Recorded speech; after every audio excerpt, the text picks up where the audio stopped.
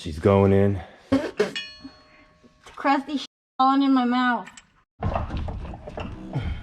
Are you mad? No. The camera's on. I mean, I'm not happy. I'm not like, oh, I love wrangling a freaking engine. It is finally time. The engine is going back in, literally, right now. Got everything bolted up to it. This little thingy is for the oil feed on the turbos. Motor mounts on.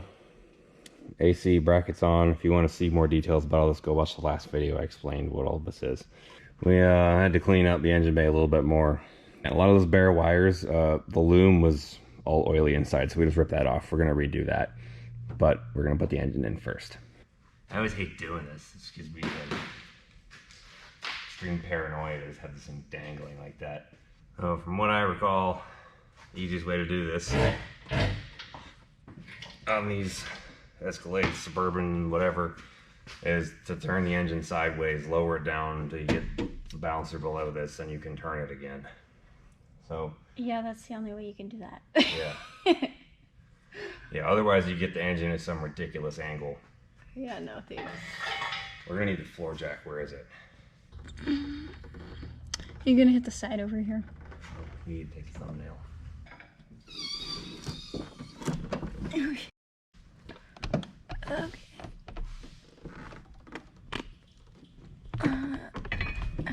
Okay. And we should be able to turn it. Yeah. The flex plate just hit that. Okay, there we go. Alright, we're getting somewhere now.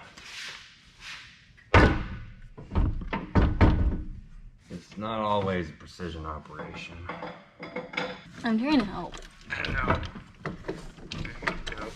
See it. Okay, we're getting closer now. Okay, you that I moved it. It's like there we go. Yeah. Okay. Oh, you're on this wire over here. I don't want you to crush it. That's okay. Okay. Now the fun part of trying to get the transmission on it while we're doing this. Oh, I hate doing this. Process is extremely frustrating every time. It never gets easier. Gah. It's always better when you can put the engine and transmission in at the same time. But to do that, we have to disconnect the transfer case, drive shaft, all that stuff. So it's easier just to do it like this. Nothing good, or nothing worth having is ever easy to do. Put it that way. We're getting close. Are you mad? No. The camera's on. I mean, I'm not happy. I'm not like, oh, I love wrangling a freaking engine and sticking it in there. No, I hate this. I'm not having fun right now, but you know what? It's a necessary thing to do. I can hold it. You Thank know that, you. right? You're welcome. Thanks. Was it in there and you took it out? No, it was never in there. Oh, it looked like it was. It's really hard to see. It's different when I've done this before and had it hanging from the ceiling. You can like stand in there and you know, kind of get it. Well, now it's like stuck crooked on something. I don't even know. The franny is? Sort of. I hate this. I hate it so much.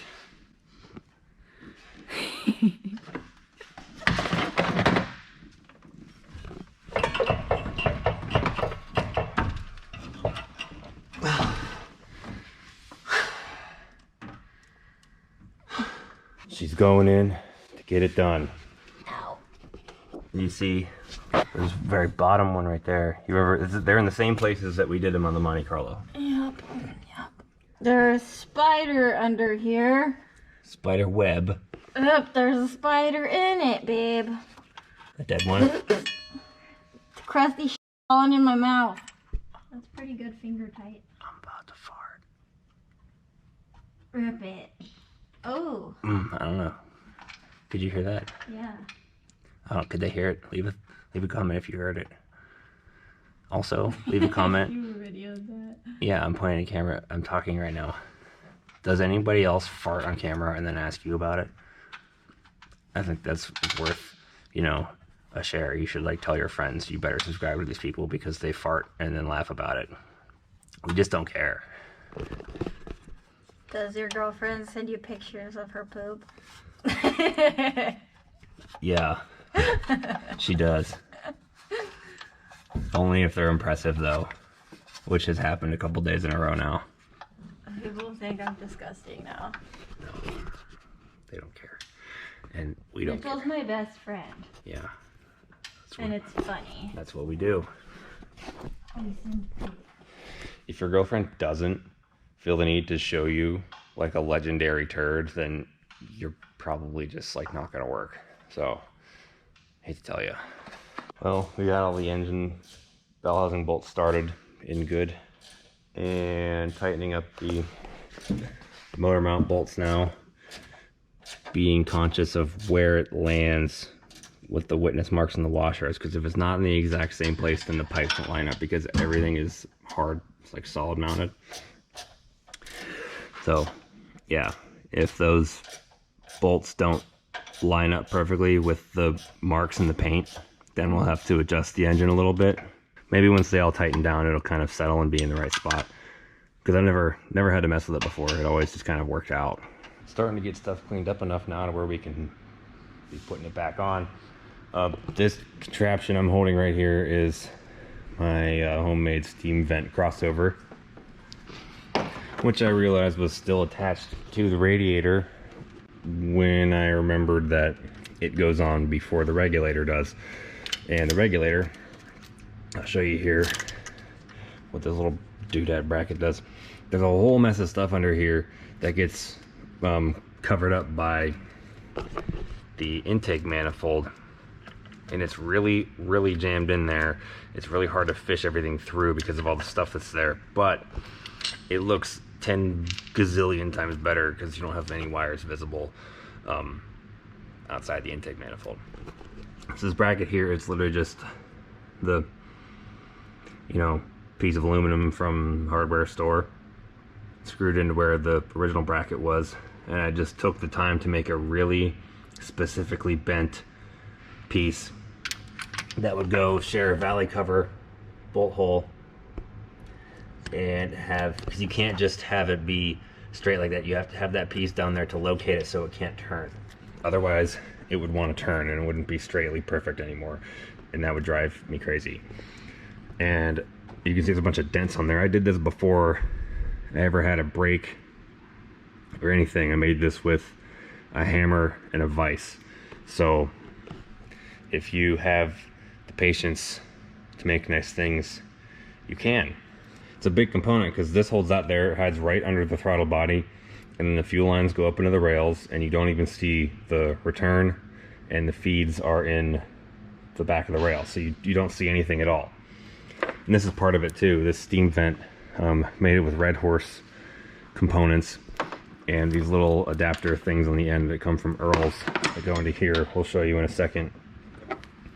Now places like Motion make hardline kits for these, but they stick up pretty high above the valley, so I made my own out of just dash 4 AN fittings, and that just kind of equalizes the coolant pressure from the four corners of the head, and then goes back to a steam port on the radiator just to kind of eliminate air bubbles and stuff. It's pretty cool. We're gonna get all that on there now.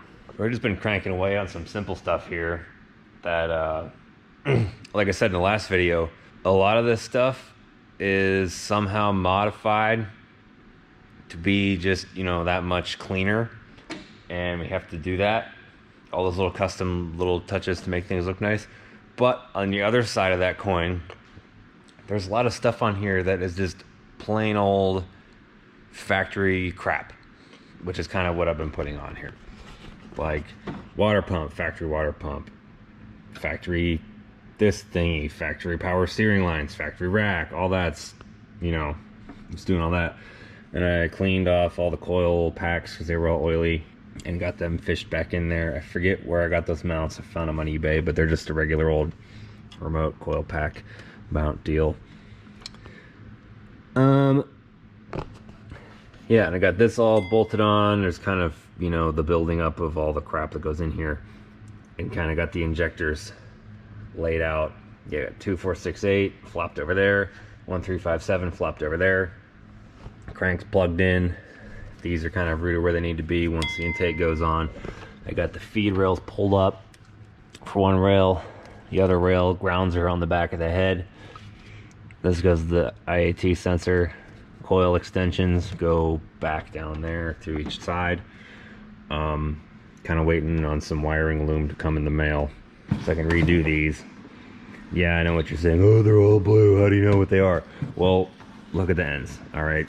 Sometimes when you're wiring stuff, you don't have 80 million colors of the same gauge to work with. So you just got to make it work.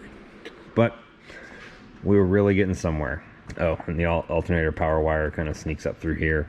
Goes under the engine. Everything's all hidden in there. Probably putting the intake manifold together, the injectors and everything, but I don't want to put it on until the stuff comes in to do the coil extensions, because those are a mofo to plug in, because you got to plug them in before you put the intake on and all that stuff. We can get the intake built and put together for all that. Probably get the AC belt on, just tighten some stuff down. So I got to tighten the bell housing bolts and do the converter bolts and stuff too. It's hard to even quantify everything that's going on here, because you're just kind of like, oh, there's this, I'm gonna do that. Oh, there's this, I'm gonna do that real quick. Oh, this goes here first, I need to go find that. Where is that? Oh, it's over here, it's still dirty. Oh, I gotta clean it. Oh, okay, I do that, put it on. Oh, and it all just kind of comes back. It's been so long. But when you start doing it, it starts to come back. It's pretty cool. I'm really getting excited for this thing. Back to the custom thing that I alluded to earlier. There's a little ground here on the MS3 harness, and I put it in that bolt hole right back here, which is kind of a pain in the butt to get to, and it's a pretty shallow bolt hole, so any of the regular length LS head bolts they'll bottom out in there. So I cut one. You don't have one of these, it'll change your life, because you don't want to get out the giant cutoff wheel to do that, because I don't know about you guys, but I hate using those things. They're just like this freaking death wheel. It's not. No. But this thing, you know, I'm not gonna say it can't hurt anybody, but it's less likely to. We're just gonna cut this bolt here because I have a box of bolts that come from LS engines. Pretty much any hardware that comes off of something that doesn't get used is put in there for future. So look at that Brodix banner. Wow, Brodix. Wow. Heads, blocks, and manifolds since 1965. That here again car had Brodix heads. Yeah, I have a nut on there to make sure the threads come out the right way, because you take it off and it kind of cuts the threads back right. I actually had one of these shortened already, but I used it on the ground back there because I thought it went back there, but I made it for this one. I didn't know. Hindsight would have been easier to put this on before the water pump. But, oh well, builds character. It is what it is. Yeah, it's character building. Now we're going to get the O-ring ready for the high ram lid, which is a little interesting. It comes just as a string like that, and you lay it around here and cut it to fit, and then you put some RTV. See, this is a used manifold. It's already kind of on there. But what I did on the old one is I put some RTV in other places to hold it down, because I couldn't get it to like stay flat. So that's what we're going to do now. So it's cut to fit. Let's put some RTV in there. Maybe we'll put a little bit down here just to make sure it doesn't fall out. I said before, when we had to make the holes bigger for the lid, that if they were going to be visible on top, we get some nicer bolts. Well, it comes with them. That's freaking really cool. But I don't know if I can use those studs. I know I used these to hold the intake down before for some reason. I don't know exactly why. I suspect that I could not get the intake over the studs with the windshield cowl the way it was. I don't know. Maybe I just didn't like the way the studs looked. I'm not sure. Probably end up getting new stainless versions of these, because this black finish kind of comes off and these got rusty. I didn't know it was going to do that when I built this thing. So it's on here, kind of got tacked in place. Here, over here, and right there, there's the joint. And I threw some black spray paint on there to let it dry so I could take this fitting out and cut it down, because it bugs me how much that sticks up. I don't know how much it would really disturb airflow. Not trying to make, 0.2% horsepower more. I just don't want it to, have these cylinders turbulated differently than these ones and, you know, melt something. I don't know. It's being paranoid, being a perfectionist, but that's what it's all about. So also gonna do the converter bolts. I had to get new washers because we stole some of them to use on Uncle Rob to space it out correctly, and I used red Loctite to stick them together for the right shim spacing. We explain all that, measuring the, you know, the converter preload shim and all that in the Uncle Rob 4L80 installation video. We don't want to go over this a bunch of times. We want you to learn as much as possible, but we don't want to repeat ourselves too many times, I guess is what we're saying. I don't know. Can you ever be too detailed? Let me know. Would you just look at it? Oh yeah, look at it. Use the same cutoff Milwaukee thingy. No disturbance of airflow here. Well, I don't know what's going on here, if this is like a variance in the castings or something, but I'm not happy with how this is going together. You see there's a ledge right here, and that gap increases. It goes to having a lip here to a ledge. And over here, the ledge gets thicker, almost like this whole lid is just kind of, and it does not want to shift over. You can even see there, it's just like it's just not lined up. And this hangs over, there's a lip here, and it's kind of flush there. So I think, as much as it pains me, I need to take this lid off and waller out some of these holes more so that this can be kind of shifted a little bit and then tightened down in the right place. All I have in 12 point is this wrench. So, I'm gonna have to go to the store and get me some little 12 point 1/4 inch sockets, because I had to do all these like manually and it just took forever. So I'm not gonna do that again. That is a task for another day. Let's transfer to picking the front end up on this thing and doing the converter bolts and bell housing bolts for once and for all.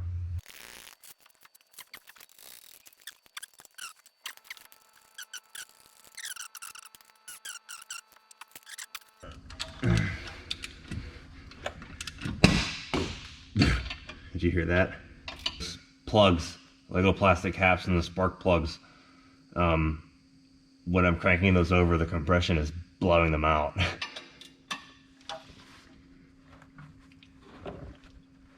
Okay. Oh. It's been a long time since I've done that. We're glad you're here. Glad you watched. Hopefully you learned something. Hopefully you're entertained. Yeah, we appreciate you. Logan's building a table. Another one. Which is one of those. Yeah, we only have like 1 million tables in here now. Yeah, don't mind the mess. We're still kind of figuring this out. Eventually, the larger TV stand's gonna go there with the TV on it, and we're gonna have a couch and stuff in here somewhere, and move the dog area somewhere else once there's room somewhere else. Can we just take a moment? Christmas tree is really pretty, and it's finally up. So, yeah.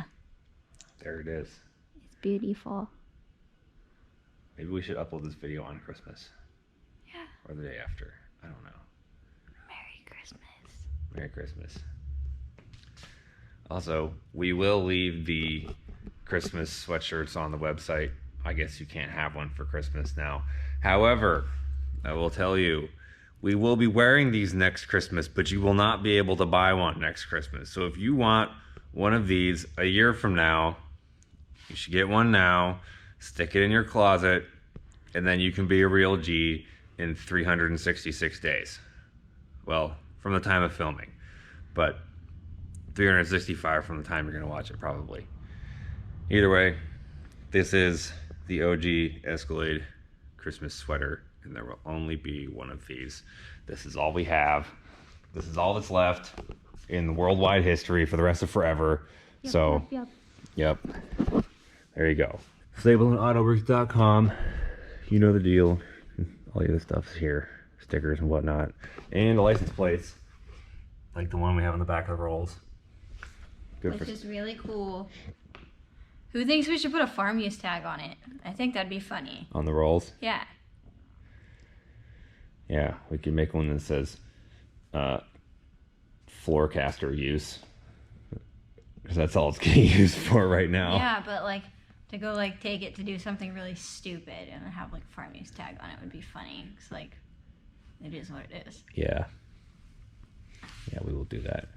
Many stupid things are inbound. 2022 is going to be really fun. I think a year ago now, I was building the crossover on Uncle Rob in the now defunct 777 of Texas. That sucked. Putting that thing together sucked. It was really cold in there and didn't have any tools. It was just not very much fun. Nothing we did there was fun in the building anyways. Texas just sucked. Yeah, it was not really a good experience. It was a good launch pad, but it wasn't really where we wanted to be. Now we are where we want to be. We're having fun. We're doing history stuff. We got our own space. It's pretty awesome. And for those of you that have been here to witness all that happen, we really appreciate you. And we hope that our process inspires you to go make positive changes in your own life, because you're watching it happen here. You can make it happen too. You just wake up every day and do something about it.